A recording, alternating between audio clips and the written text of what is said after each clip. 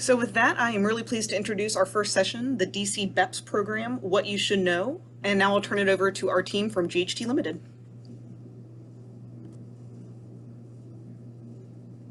Thank you. Good morning, everyone, and thanks for joining us for the DC BEPS program session. I'm Susan Dawson, Director of Marketing for GHT Limited, a leading MEP engineering firm in the Washington, D.C. region. Most of you are probably familiar with GHT Limited, but a quick intro for those who may not be. We are an MEP engineering firm. We are headquartered in Arlington, Virginia, and have been one of the largest locally owned MEP engineering firms since 1965. We not only provide engineering design, but also have a dedicated operations and energy services studio, which supports the building cycle, life cycle post-occupancy, and during operation. We also offer building assessments, so both currently occupied and pre-leasing, as well as perform energy modeling and support sustainable certification programs such as LEED, WELL, and FitWell. I'm very pleased to introduce our instructors for today.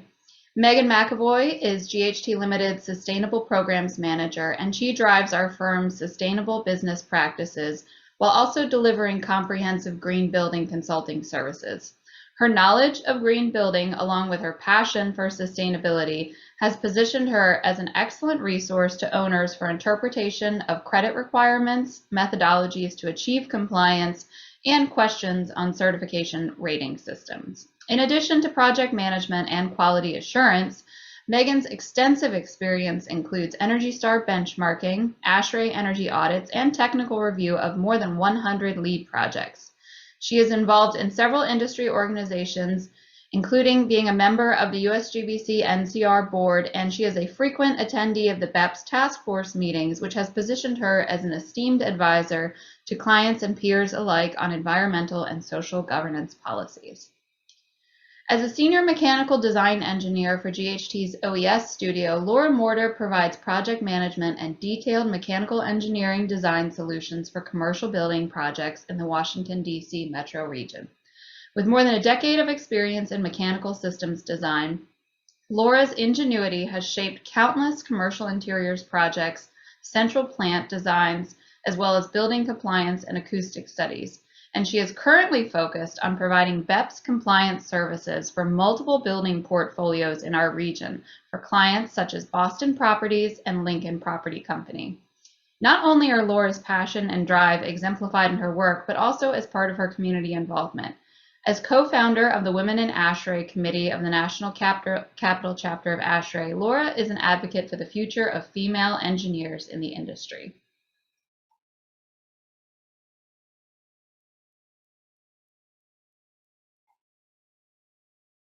So we're very happy to provide this and other course material to our architect audience to assist you in securing your continuing education hours.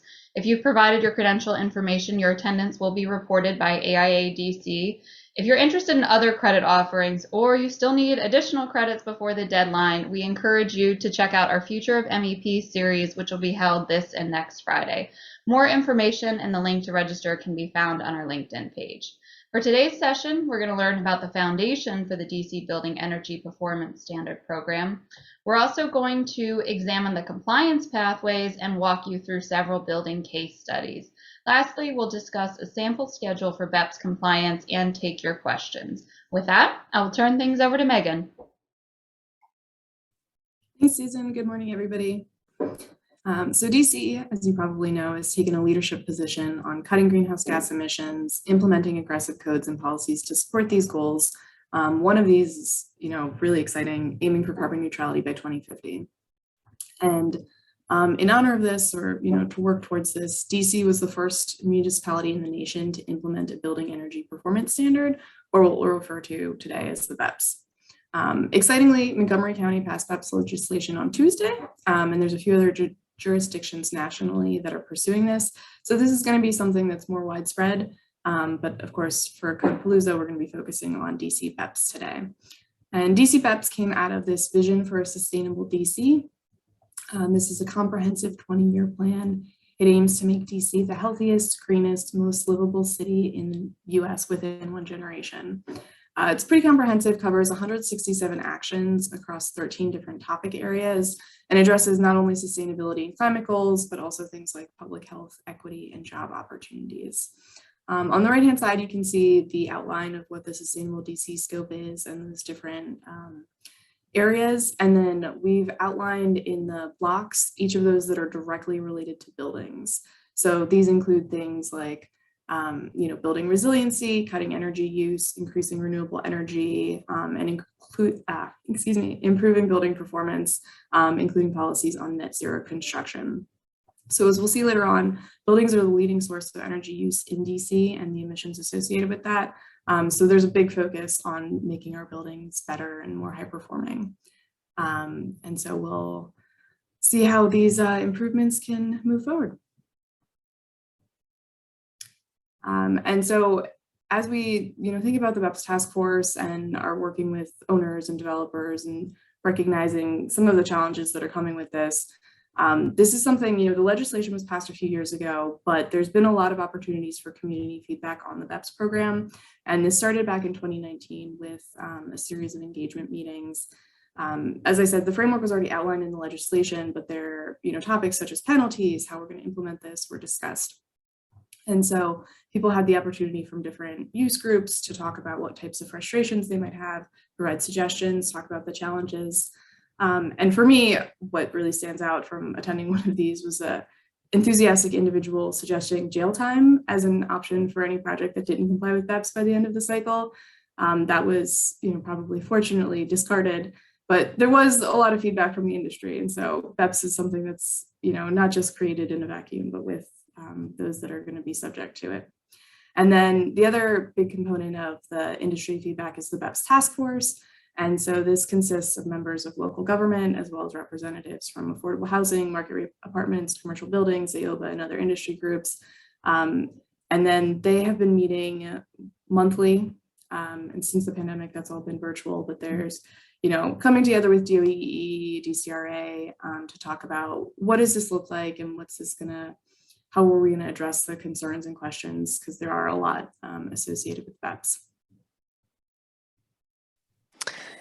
So what is BEPS, right? That's the big question everyone has, and that's what we're going to answer today. BEPS, as Megan said, stands for the Building Energy Performance Standards. And the difference between a performance standard and a general benchmarking program is that BEPS is based on measured performance of a building, not a theoretical performance like we see in other programs like LEED. And this is a standard, it's not a code, and it's really looking at how buildings are maintained and operated. You can go to the next slide, Anya. BEPS came out of the 2018 DC Omnibus Act. And we know that DC has had a really long history of requiring properties to record their energy usage data and submit that for public viewing. Through benchmarking laws, these were built on previous requirements for private building owners with properties over 50,000 square feet, pretty significantly large buildings, where those properties were required to record their consumption and performance, whether the building was performing well or not. And then in 2013, benchmarking laws were put in place to provide some transparency in our market and help people compare buildings across the board and really be able to meet sustainability goals with some hard data. Before 2013, DC was seeing numbers from utility companies, but didn't really know how that was impacting building performance. So now we can reference an easy to use score from Energy Star for comparison purposes. And the accumulation of all of this benchmarking data over the years has really helped drive market transformation to look at how buildings are being compared to their peers. So this leads into our topic of benchmarking. When we look at non-fixed expenses for buildings, really the largest piece of the pie is utility consumption in the image on the left. And so we should really attack that first. That's the part of the expense that can be hard to predict for building owners because it's subject to things like occupancy and weather. But if you can monitor what your building is doing on an annual or monthly basis, then it'll be easier to predict costs moving forward. And going after something like roads and grounds is only 2% of that pie, so it doesn't make sense to pursue that. And note that we're not included taxes in these graphics because we consider those a fixed expense. Non-fixed expenses are costs that are within the owner's control, and they can be reduced based on changes in behavior or system upgrades, things like that. When we consider DC's climate goals, DC doesn't really have a lot of industry or transportation relative to the size of the city. It's buildings that are contributing to approximately 75% of greenhouse gas emissions from energy manufactured at power plants and direct source fuel like fuel oil. So targeting greenhouse gas emissions means we're targeting buildings. And that's the biggest way to help the district is by looking at buildings since they're the biggest contributor to emissions. To further dive into some of these numbers, we see here how greenhouse gas emissions are coming in large part from electricity in the built environment or buildings. Some are coming from natural gas through building usage, and about a quarter is from diesel, gasoline, and other sources of transportation. The image on the right is emissions based on sector use. The purple and gray areas are not related to buildings. This shows how buildings are really a big contributor along with the production of electricity and burning of natural gas. So bottom line, to meet our climate goals, we're targeting buildings, and that's where BEPS program comes in. Now let's take a look at how the district determines what BEPS should be. As part of the legislation, DC buildings must use at least the local median Energy Star score by property type, if there is one available through the Energy Star platform. So rather than taking a standard score across the board, DC wanted to address properties that are below the median average performance in our market to really improve the overall performance in the district. And of the use groups in Energy Star, office buildings, hotels, multifamily, schools were really the large groups in our market. And those are the ones we're going to focus on today during this presentation. So the properties in DC have, as we talked about, a long history of benchmarking, and that's why they're using this Energy Star platform through the Department of Energy. And if a property type is not available or measured by Energy Star, those would reference an equivalent national standard. The national median Energy Star score for office buildings is a 50 out of a possible 100. And you can see here that office buildings in DC are on average a score of 71. And that means that DC's offices are really doing well compared to that national average. K through 12 schools and hotels are closer to the national average. So through the BEPS program, if you have a score that's above these numbers on the screen, then you will be in compliance for the first cycle, and that's a good thing. If your score is lower than these, then you're not in compliance, and we'll have to start looking at taking next steps. So the Energy Star program has been used for years. It's run by the Department of Energy. You've probably seen this blue and white logo on all kinds of things, from appliances to light bulbs to full buildings. It's a voluntary program, and it relies on owners to input property information. There's a tool through Energy Star called the Portfolio Manager, and it's a web-based platform that asks questions about a building through the property owners regarding the type of property, characteristics of the space like hours of operation, number of people in the building, is there a pool, how many computers are there. So then the owner needs to input all of that information as well as utility bills for the property, including gas, water, electricity, to get a full understanding of the total amount of energy that the building is using. And then the program is running calculations behind the scenes, and it gives you a score out of 100, again with 50 being the median nationwide.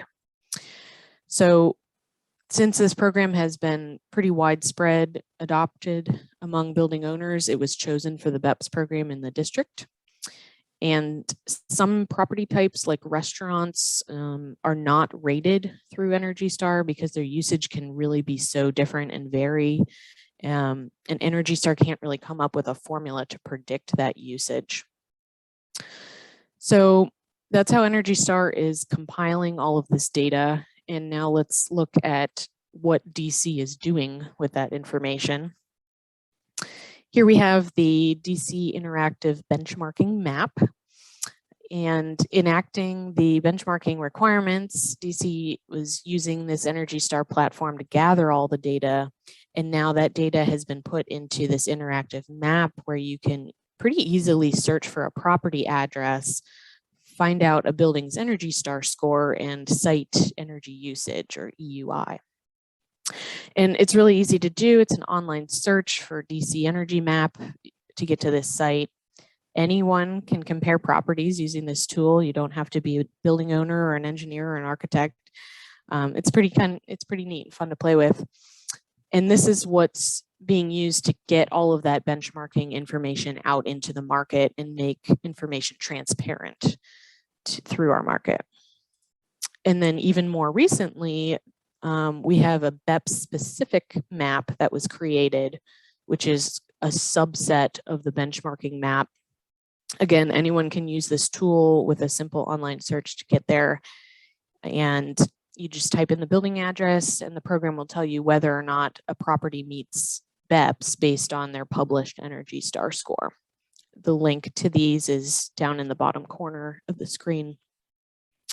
So these are interactive tools we have at our fingertips now, and I've found they're really helpful, especially when engaging in new project opportunities. You can do a quick search for a building, find out a little bit of information, and kind of know what you're getting into. So now Megan will discuss where we are with the publication of BEPS guidelines. Thanks, Laura. So the rulemaking officially came out January 1st, 2021. There were a couple of public comment periods open last year, a previous version of the guidebook, and then everything's pretty much wrapped up now. The final guidebook was published last month. It incorporates those elements from the public comments and discussions. The task force has been meeting monthly, as I said. That's about to change. So they're moving towards biannually, as you know, the legislation is mostly underway, with the possibility of meeting sort of ad hoc for any big issues. But if there's anything, you know, if you dive through the guidebook, it's about 80 pages. If you look at some of the other resources on the DOEE website, Building Innovation Hub, and still can't find what you're looking for, a task force is a useful place to go back and see some of the discussions that happened, or really dive deep on particular topic areas. So all of that's available on the DOEE task force website. You can see agendas for future meetings, summary notes for past meetings, as well as the full recordings. So the last meeting that was they had on Tuesday, and they went over some things like the BEPS cost benefit analysis that was recently released, talked about changes to the BEPS guidebook between the final publication and the draft last year, and talked about some of the prescriptive things. So always available as a resource if you have a lot of questions, and somewhat searchable, so you can go back and find what you're looking for. And then in terms of the actual legislation and what this looks like for buildings, so we're underway already. For all publicly owned buildings, 10,000 square feet or greater, they are now subject to the first BEPS. And then every other building size is going to phase down, sort of in the same way that the benchmarking law phased down over time. So beginning right now in what's called BEPS Compliance Cycle 1, any privately owned building over 50,000 square feet is subject to BEPS. And then tiering in 2027 during the next BEPS cycle will be those down to 25,000 square feet. And then the final BEPS cycle beginning 2033 will be those 10,000 square feet and smaller. And then for particular interesting use type things like universities and hospitals, they're subject to a campus BEPS, and that's already been implemented for them. So they're subject to this first cycle. And then DOEE sent out scorecards in the summer of 2020 to all projects that were going to be subject to the first BEPS, whether they were in compliance or not. And they got, building owners should have received 1 or 2 scorecards. On the left, the green, like thumbs up, you've done it. which indicates that the project is in compliance. So either that they have that Energy Star score that's above the national median, as Laura mentioned, or if they're a property type that isn't subject to Energy Star score, that they've got a source EUI that is better than the median in DC. Alternatively, they would have received this orange, I guess that's a little less aggressive than red, scorecard indicating that they haven't hit the BEPS, that their performance is lacking. Provided a couple of resources like the DCSEU on there and some information about their EUI savings. For any owners that you might be working with that haven't received this or don't know where it is, you can request one from DOEE, or you can access the page that Laura mentioned earlier from the map, and you can click into a particular project. And then there's an opportunity to view the scorecard. So you can see how they may have been doing based upon the 2019 year data. And then you can also, navigate through the benchmarking map and see if 2020 has improved since the BEPS was set. And then for any project that isn't hitting that threshold in terms of performance based upon 2019 year data, there's 4 different compliance paths that projects can look at in order to become in compliance with BEPS and not subject to any type of fine. So the first is the standard target pathway. And so this is only for projects for which in DC, the standard is above the national median. So for example, offices where the national median score is a 50 in Energy Star, and in DC it's a 71, so they would be allowed to use this pathway. Schools whose Energy Star performance in DC is worse than the national median of 50 would not be eligible to use this pathway. But the idea for this is pretty simple, just that if your Energy Star score is below the standard, if you meet the standard by the end of the cycle, you are in compliance. Option 2 is the performance pathway, and this one is eligible for all property types. This is reducing energy usage by 20% based on site EUI. And so note that this is the only one that's directly a site EUI measure. The standard target pathway is based upon source EUI, the standard is based upon source EUI. Performance pathway, this is based on site EUI. And that was intentional and a decision that was made to focus on efficiency first for projects. Looking at option 3, we have the prescriptive pathway. And so this is something for owners that want to have very clear guidance on what they need to do, and importantly, want to assure that they will be in compliance at the end, regardless of how the property might be performing. So this starts with an energy audit and then includes a selection of energy efficiency measures that the project is supposed to complete. And then those are assigned a point value by DOEE. And so they have to meet the certain number of points and report things out on a regular basis to DOEE to come in compliance. And then the 4th option is the alternative compliance paths. This is actually a bucket of multiple choices. So this could include things that are directly laid out in the guidebook, some pre-approved alternative compliance paths. One of those is the deep energy retrofit ACP. This is for projects that are aiming to make dramatic improvements to the building, but that'll take longer than the first compliance cycle. So a project, as long as they demonstrate a certain percentage savings, they can be in compliance and then be permitted to continue in the ACP under the next cycle, even if they haven't hit the savings that would have been outlined under one of the pathways. There's also some options for projects that are changing property type, where you could then use the BEPS for the new property type as opposed to the old property type. You can request an adjusted baseline based upon long-term changes to the building. You can propose your own alternative compliance path and work with DOEE to make sure that that is going to work towards the goals of energy efficiency and greenhouse gas emissions reductions. And then another of the sort of pre-approved ACPs is new construction. And so this is pretty specific, and we'll talk a little bit more about new construction moving forward. But if a project was issued a certificate of occupancy before 2019 and didn't submit calendar year 2019 benchmarking data because they hadn't been fully occupied at that time, they can still use the BEPS, but they can use their first reporting year of data to show compliance as opposed to waiting until the end of the compliance cycle. And then digging a little bit more into new buildings. So new buildings are subject to benchmarking and BEPS after the first full year of calendar occupancy. So essentially, as soon as a new building is constructed, it's no longer new and it's going to be subject to BEPS. And so if they meet, if they meet the threshold for sizing, they'll be phased into the BEPS cycle. But building to code compliance might not be enough to meet the standard. So the 2017 DC building codes were passed in 2020, and they're pretty stringent. If you've been working on any project on these, you know that there's additional challenges with some exciting requirements as well. But they were developed prior to BEPS and they weren't coordinated with BEPS. So what you're looking at on the screen right now is from the Pacific Northwest National Laboratory. And it's analysis of an office building in a multifamily project if designed to DC's 2017 code with some sample inputs that we would expect in typical occupancy in DC. And so the EUI is highlighted for each of those, and then the ENERGY STAR score on the right-hand side of each of the tables. You can see for the office project, which is the top building, that it's anticipated that the building would get an ENERGY STAR score of 65. And if you remember, the BEPS is a score of 71. So even if you've constructed a new property and followed the code, as soon as you're occupied, you might not be in compliance with BEPS and then have to make some adjustments there. Fortunately for apartment buildings, building to the new DC code does seem like it's going to help get project buildings to an ENERGY STAR score of 78. That's excellent. That's above the 75 threshold for ENERGY STAR certification and definitely would position them well for future BEPS cycles.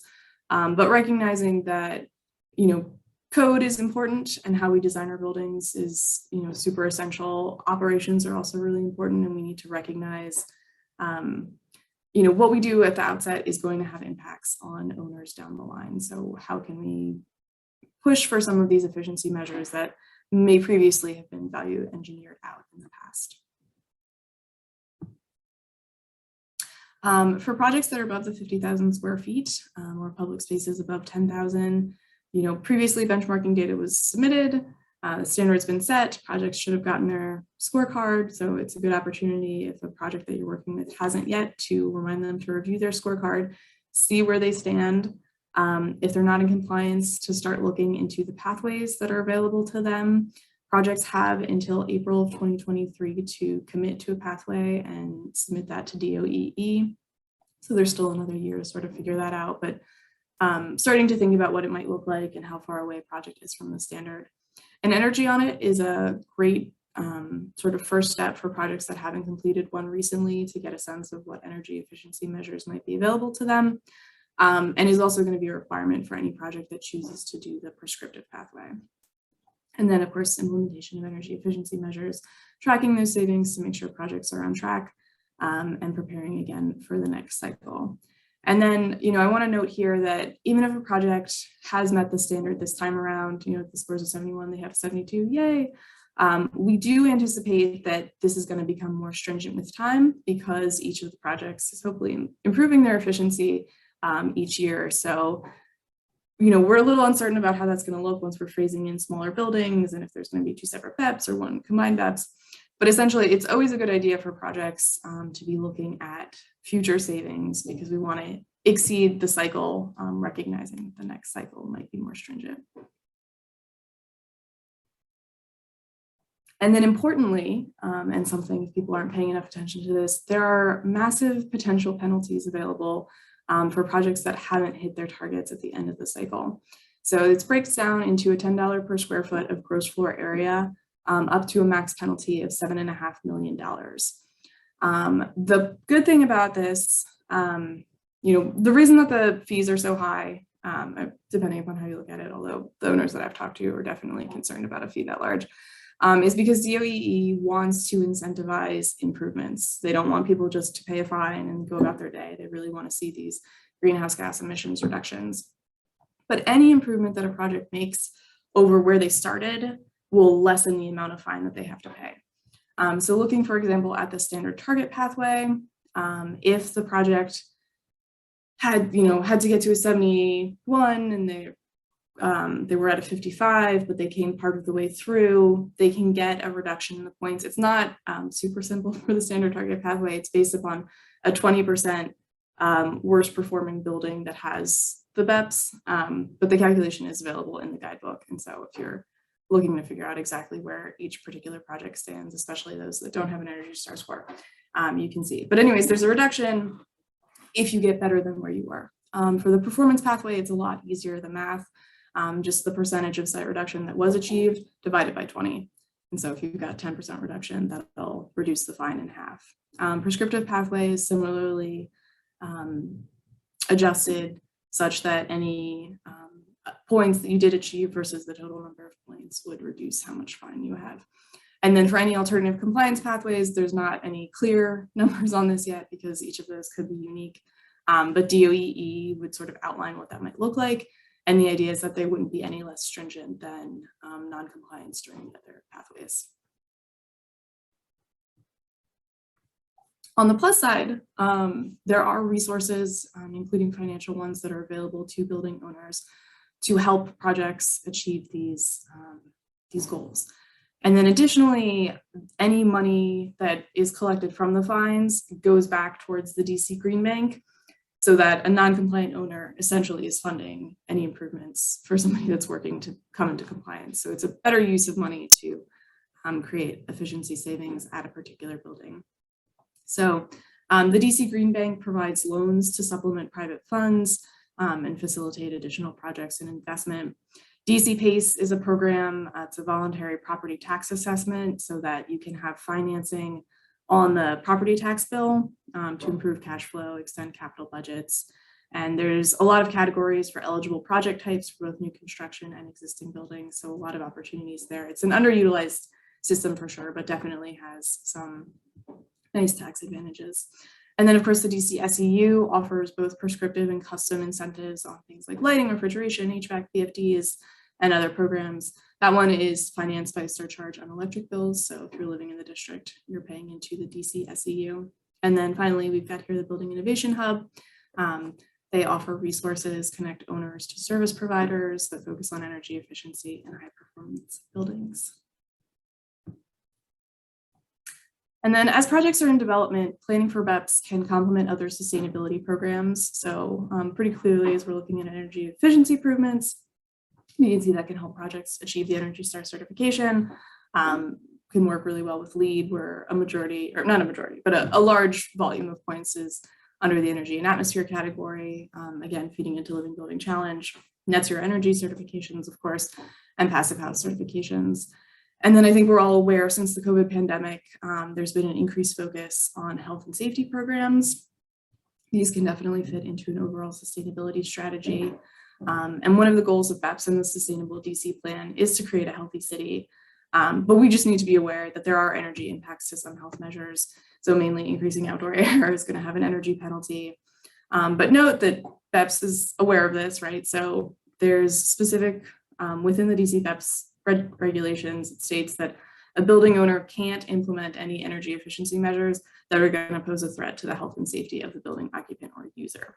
So we know that energy efficiency is important, but we also can't reduce indoor air quality, which I think is great that they've thought ahead of the importance of that. So balancing these two factors of indoor air quality and energy savings can be done with thoughtful design. I'm sure we're all working towards it on a regular basis. And also a focus on good operations. So things like bringing in energy modeling early on can help maximize the benefits for those.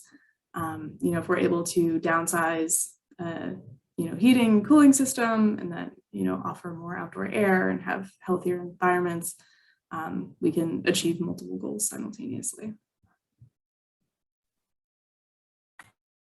Good stuff, Megan. So what should designers be thinking about with respect to BEPS? That's kind of the next question that comes to mind for me. First is doing a building survey to compare the information from what you're seeing in survey in reality to benchmarking data that was submitted to the district to determine what the path forward is going to be. And that survey would be looking at gross square footage of the building, utility bills to make sure that there's no errors in the ENERGY STAR portfolio manager information. You may be able to simply raise a score of a building just by back checking inputs and making sure that the data is accurate so that we're matching the performance of the building with what is shown in ENERGY STAR portfolio manager.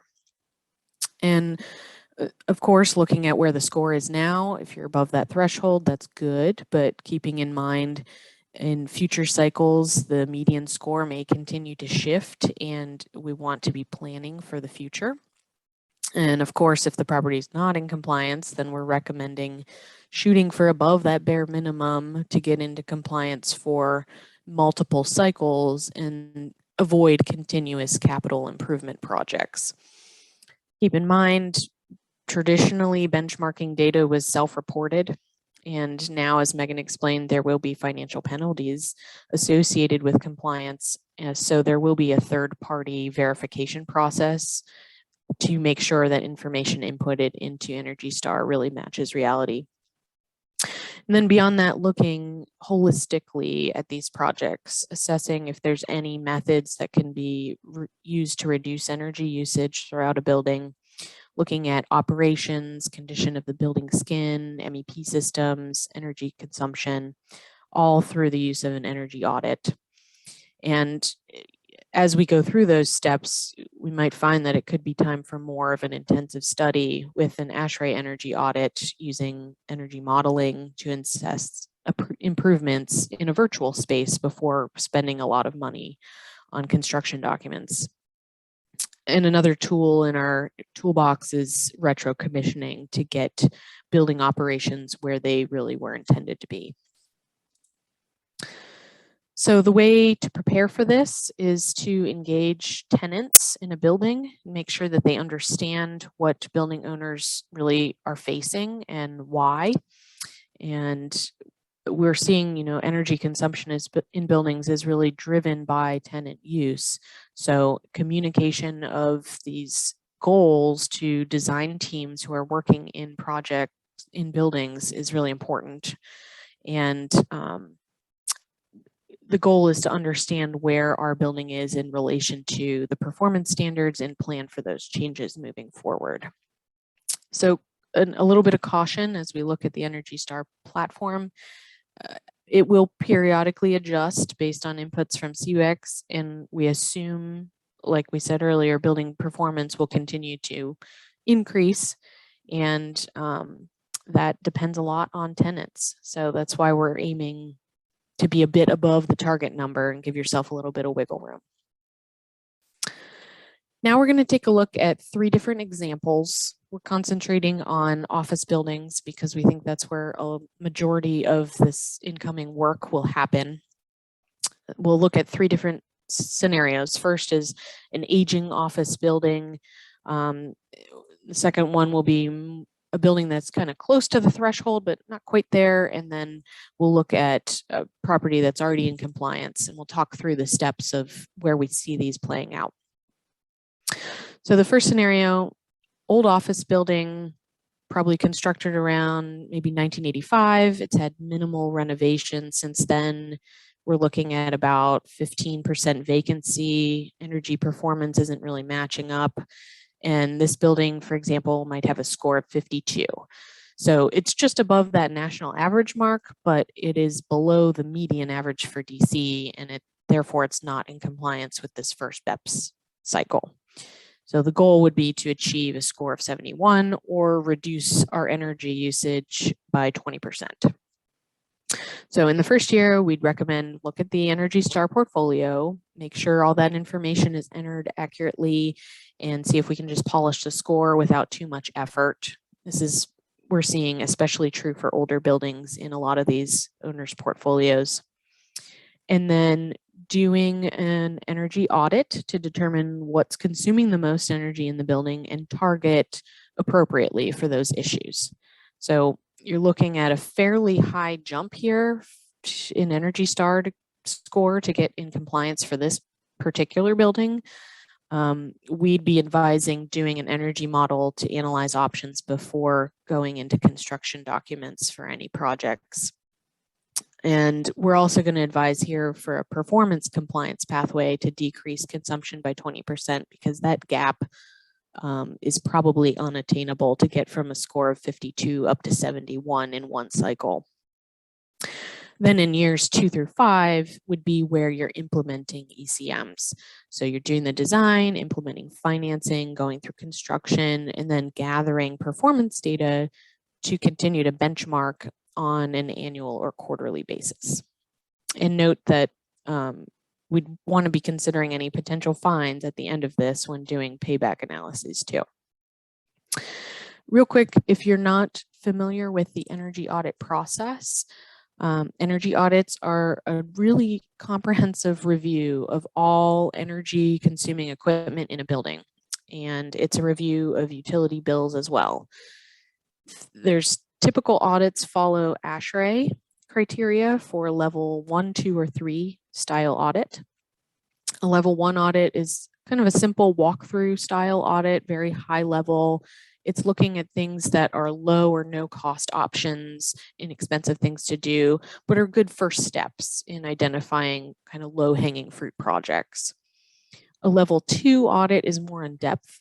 That will typically recommend several energy conservation measures, or ECMs as we've been calling them, with preliminary pricing and payback for an owner to review. And this audit is sorting out ECMs that are not practical due to either cost or schedule or some other implication. And it gives owners a baseline for projects that they may want to pursue moving forward. It can be coupled with an energy model or some sample calculations, depending on the engineer's needs, and it sets the pathway for implementing your ECMs. A level 3 audit is really an investment grade audit that's focusing on specific ECMs and involves the preparation of DD level design drawings for that ECM or group of ECMs. And then those drawings can be given to contractors for pricing. So obviously, as the audit level goes up from 1 to 3, the cost for those analyses goes up too, just based on the time required to do those studies. And some additional considerations, first for energy modeling, it really allows you to run a lot of what if scenarios before spending the time and effort on construction documents. A typical model would include things like the building envelope, MEP systems, associated operational schedules, and at least 1 to 2 years of past utility bills to make sure that the model is outputting results that match real performance. That's what we call normalizing the model. Once we normalize, we have confidence that the data associated with those ECMs is reliable.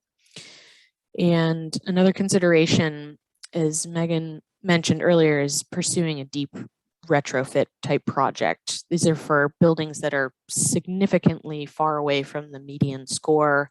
Maybe they're sitting around a 30 or a 35 Energy Star score, and that's a real big jump to get up to the DC median of 71. So a deep retrofit project would be a pretty comprehensive building upgrade, which would help assure BEPS compliance for 2 or 3 cycles, and that again is considered the alternative compliance pathway. Lastly, if you are doing a major renovation project and there is a major turnover in occupancy, we're suggesting those project teams reach out to DOEE because it will be hard for that project to prove energy compliance with such a low occupancy. It'll be skewing the numbers. Okay, so that was scenario 1. Let's take a look at scenario 2. We're giving this kind of a yellow halfway thumbs up because we're close to the line here. This would be a building a little bit newer, constructed maybe around 2001 with some upgrades in the past 20 years. We're very close to the median score. We've got a 68 here, and maybe it's about 5% unleased. So minimal improvements to get to that threshold number, but the owner could consider future-proofing the building as well. In this case, we're recommending both a Energy Star portfolio manager audit as well as retro commissioning. And again, we'd be making sure building systems are operating the way that they were intended to be, looking at portfolio manager to make sure benchmarking data is entered correctly and fix those low and no cost items right away. Aiming for a score of 71 for the first compliance pathway would get us through the first cycle.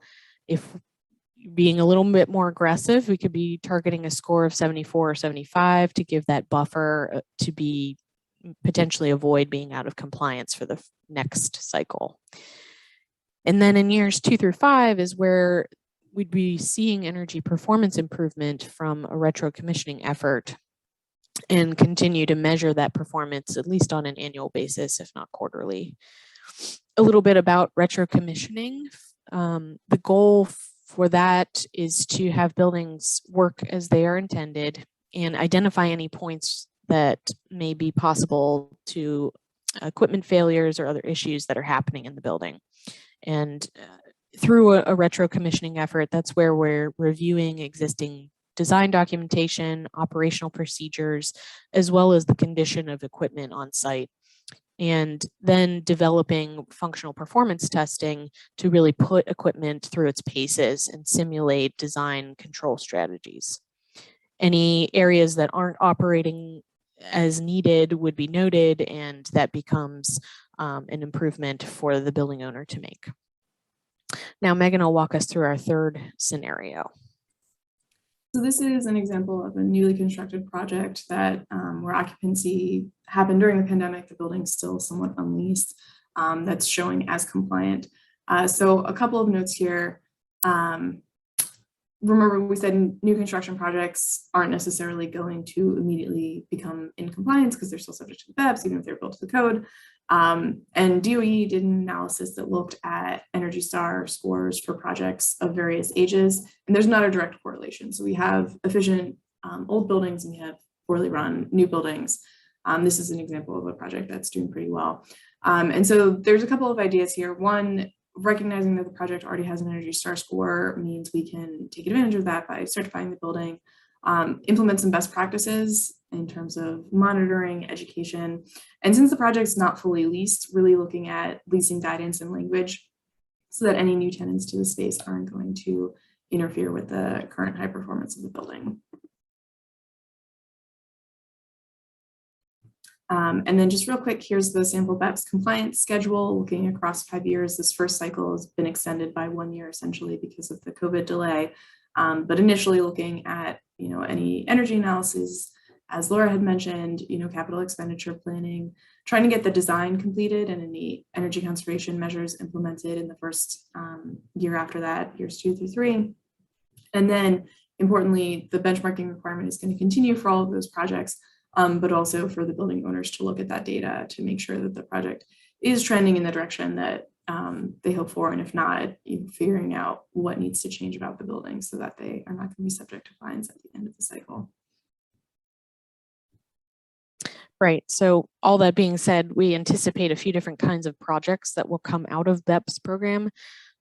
First is for the very low performing buildings. Those are real candidates for repositioning projects, deep retrofits, where you're improving major MEP systems and other components of the building. We think that building envelope improvements will be moving right up to the forefront. As we know, a good envelope really reduces the amount of energy required to heat and cool the space. And in addition, some architectural improvements, HVAC, lighting upgrades will come out in the next few years as properties are trying to get ahead of these thresholds. We've certainly covered a lot of things here today. We'll continue to inform our clients by tracking all of the updates that are coming from DOEE. We'll be sharing a lot of this information on our company website and through social media updates as we move through not only the first compliance cycle, but those to come. So we encourage you to follow along with us and enjoy the ride. So with that, we'll open it up now for some time for questions and answers. Thank you all so much for your time today. Great. Thank you, Laura and Megan. We do have quite a few questions rolling in. I'm going to start with EUI. Can you give a quick definition of it?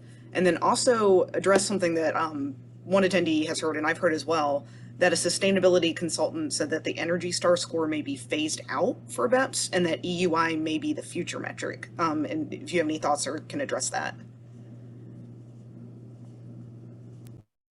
I can do that. So site EUI, or sorry, go ahead, Laura. I was going to say EUI stands for energy use intensity. That's a measure of the total amount of energy that a property is looking at. It includes, electricity, natural gas consumption. It's a full picture number that gives us a single number we can compare multiple properties against. And then I haven't heard that the Energy Star score was going to be phased out. I think looking in Energy Star score, we can see both the source and the site information. And so we can make some guesses for how we're going to move forward with an EUI instead of the Energy Star score. But I still think for the project types that are eligible to have it, that it's a useful measure for tracking improvements.